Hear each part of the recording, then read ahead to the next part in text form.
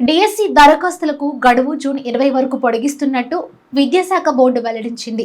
అప్పటి వరకు ఆన్లైన్లో డిఎస్సి దరఖాస్తులు స్వీకరించనున్నట్టు పేర్కొంది. ఇక జూలై 17 నుంచి జూలై 31 వరకు ఆన్లైన్లో డిఎస్సి పరీక్షలు నిర్వహించనున్నట్టు తెలిపింది. ఏడాది ఫిబ్రవరి 29న రాష్ట్ర ప్రభుత్వం డిఎస్సి నోటిఫికేషన్ విడుదల చేసింది. ముందుగా మార్చి 4 నుంచి ఏప్రిల్ 2 వరకు డిఎస్సి ఆన్లైన్ దరఖాస్తులు స్వీకరించనున్నట్టు విద్యాశాఖ ప్రకటించింది.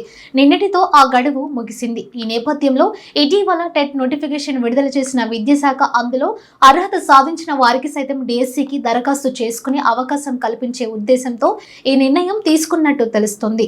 జూన్ 3 నాటికి టెట్ పరీక్ష పూర్తి కానుంది. దీంతో డిఎస్సి పరీక్షలను ఆన్లైన్ విధానంలో నిర్వహిస్తుండటంతో కనీసం 10 రోజుల పాటు పరీక్షలు జరగనున్నాయి. ఒకే అభ్యర్థి secondary grade teacher, school assistant పోస్టులతో పాటు స్కూల్ అసిస్టెంట్లో గణితం, ఫిజిక్స్ వంటి వివిధ సబ్జెక్టులకు పోటీ పడనున్న నేపథ్యంలో పరీక్షలను వేర్వేరు తేదీల్లో నిర్వహించేలా ప్రణాళికలు సిద్ధం చేశారు.